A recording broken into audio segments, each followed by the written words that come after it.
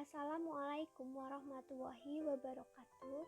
Hai teman-teman, di sini saya Astia Nekmawati akan menyampaikan materi terkait dengan konsep dasar dan aspek-aspek psikologis dari anak dan remaja berkebutuhan khusus. Sebelum kita membahas lebih jauh, mari kita kenali apa itu ARBK. ARBK atau anak dan remaja berkebutuhan khusus diartikan sebagai anak yang memiliki ciri-ciri berbeda jika dibandingkan dengan anak pada umumnya.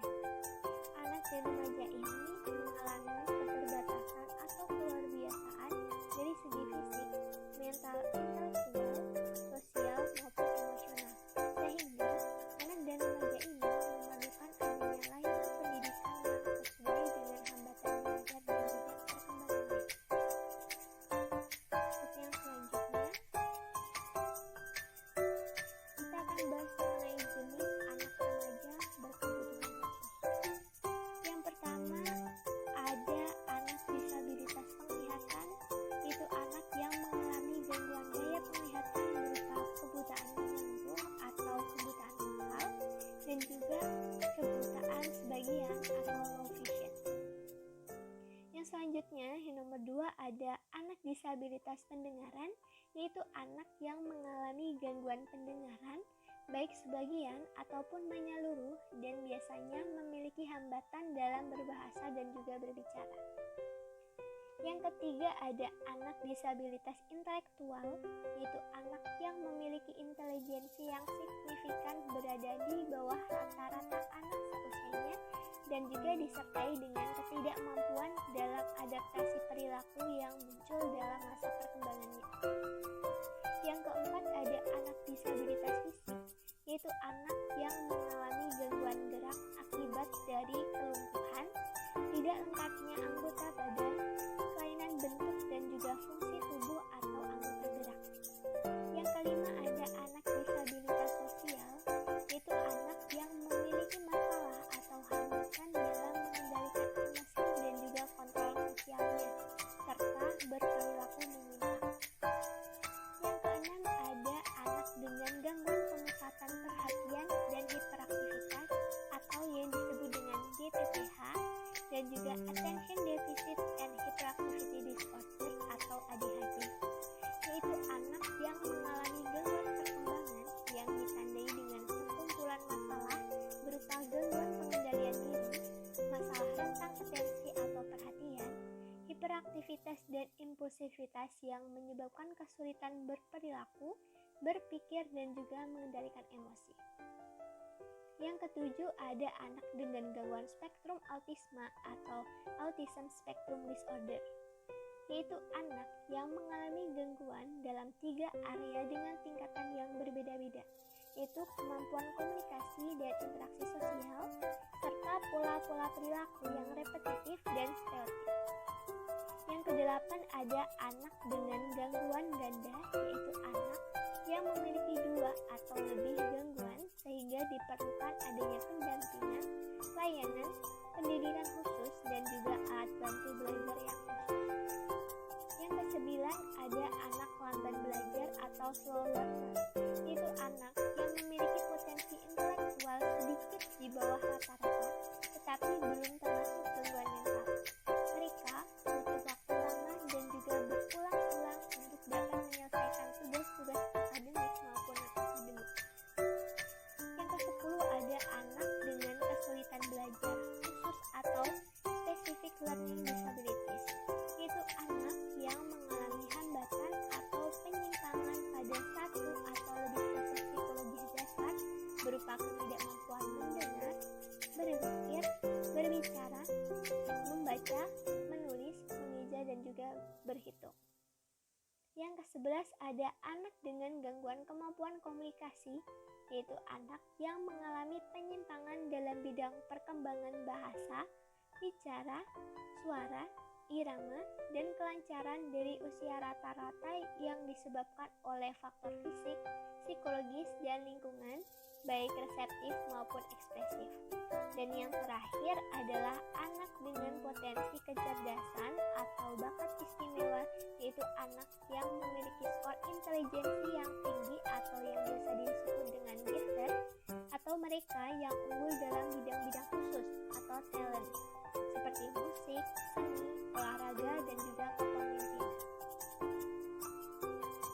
Bahasan selanjutnya adalah faktor penyebab anak remaja berkebutuhan khusus.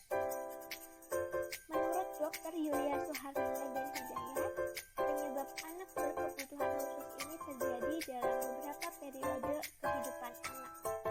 Periode yang pertama ada sebelum kelahiran. Penyebab yang terjadi sebelum proses kelahiran dalam hal ini berarti ketika anak masih dalam kandungan. Faktor-faktor tersebut antara lain adalah yang pertama ada gangguan genetika atau kelainan kromosom transformasi. Kelainan kromosom biasanya terjadi saat adanya pembuahan, yaitu saat sperma ayah bertemu dengan sel telur ibu, dan mengenai hal ini hanya diketahui oleh ahli dikarenakan tidak kasat mata sehingga ibu hamil tidak dapat memprediksinya. Selanjutnya ada faktor infeksi kehamilan. Infeksi yang terjadi saat kehamilan dapat mengakibatkan cacat pada janin. Penyebabnya adalah adanya parasit golongan protozoa yang terdapat pada binatang seperti kucing, anjing, burung, dan tikus. Faktor yang selanjutnya adalah usia ibu hamil. Terdapat beberapa hal yang menyebabkan ibu beresiko saat hamil. Antara lain adalah tinggi badan ibu hamil kurang dari 145 cm, usia ibu hamil kurang dari 20 tahun atau lebih dari 35 tahun, dan sudah memiliki 4 anak atau lebih, serta jarak antara dua kehamilan kurang dari 2 tahun. Faktor yang selanjutnya adalah keracunan saat hamil. Keracunan kehamilan atau preeklamsia atau toksemia adalah satu gangguan yang muncul pada masa kehamilan, umumnya terjadi pada usia kehamilan di atas 20 minggu. Gejala-gejala umumnya adalah tingginya tekanan darah, adanya pembengkakan yang tak kunjung sembuh, dan tingginya jumlah protein di urin. Keracunan kehamilan ini sering terjadi pada kehamilan pertama dan pada wanita yang memiliki sejarah keracunan kehamilan di keluarganya. Untuk faktor yang selanjutnya adalah faktor pengguguran. Gugur kandungan atau aborsi ini sendiri memiliki artian berhentinya kehamilan sebelum usia kehamilan 20 minggu yang mengakibatkan kematian pada janin. Penyebab dari pengguguran kandungan antara lain adalah adanya kelainan ovum atau kelainan kromosom, penyakit ibu seperti infeksi akut, kelainan endokrin, trauma, dan juga kelainan kandungan. Untuk faktor yang selanjutnya adalah faktor lahir prematur. Menurut Dr. Suyanto, spesialis kebidanan dan kandungan Rumah Sakit Budi Kemuliaan, bayi prematur adalah bayi yang lahir pulang dari masa gestasinya. Adapun masa gestasi yang normal adalah 38-40 minggu.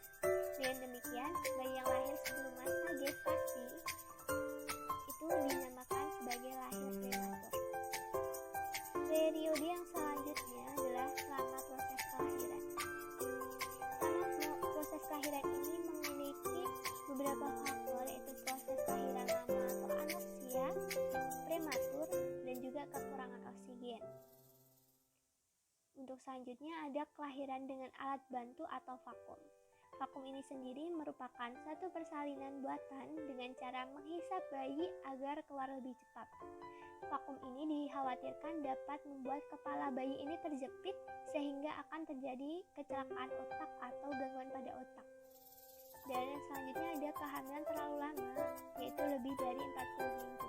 Kehamilan yang terlalu lama ini sendiri dikhawatirkan dapat membuat keadaan bayi dalam rahim dapat mengalami kelainan dan juga keracunan air ketimbang. Dan periode yang terakhir adalah periode setelah kelahiran. Pada setelah kelahiran ini terdapat beberapa faktor, yaitu penyakit infeksi bakteri atau TBC dari virus. Penyakit TBC ini merupakan penyakit infeksi yang disebabkan bakteri Mycobacterium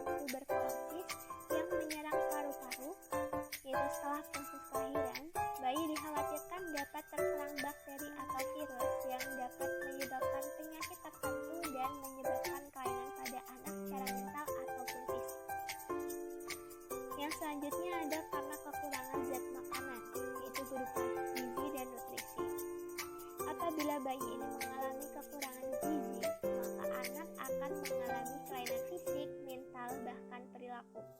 Yang selanjutnya adalah karena kecelakaan. Pada bayi, umumnya terjadi karena jatuh, tergores benda tajam, tersedak, tercekik, atau tanpa sengaja menelan obat-obatan dan bahan kimia yang diletakkan di sembarang tempat.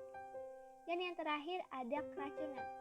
Keracunan ini terjadi karena bayi menelan obat berlebihan atau yang disebut dengan overdosis karena orang tua menaruh obat sembarangan. Selanjutnya yang terakhir ada aspek-aspek psikologi anak dan remaja berkebutuhan khusus. Aspek-aspek psikologi anak dan remaja berkebutuhan khusus yang pertama adalah aspek fisik, yaitu adanya ketidakmampuan atau kerusakan dari segi fisiknya. Sebagai contoh adalah anak atau remaja dengan tunarungu, tunadaksa, dan tunawicara. Aspek yang selanjutnya adalah aspek sosial. Pada aspek ini, anak dan remaja berkebutuhan khusus mengalami kesulitan dalam bersosialisasi atau menyesuaikan diri dengan lingkungannya di sekitar. Sebagai contoh yang terjadi pada anak tunalaras. Aspek yang selanjutnya ada aspek intelektual dan kognitif. Aspek ini memiliki fungsi intelektual yang rendah di bawah rata-rata anak seusianya, terutama pada kemampuan metakognitif, memori, attention, thinking, kemampuan problem solving, tidak dapat membuat kesimpulan yang sama dari informasi, perlu penjelasan secara langsung, tidak dapat mengeneralisasikan informasi yang telah dipelajari pada situasi baru. Sebagai contoh adalah yang terjadi pada anak atau remaja berketerbelakangan mental. Aspek yang selanjutnya adalah aspek perkembangan motorik, yaitu memiliki perkembangan yang cenderung lambat, kemampuan orientasi buruk, body awareness tidak tepat, termasuk dalam mengkoordinasikannya dan kurang dapat memperkirakan bagaimana bergerak secara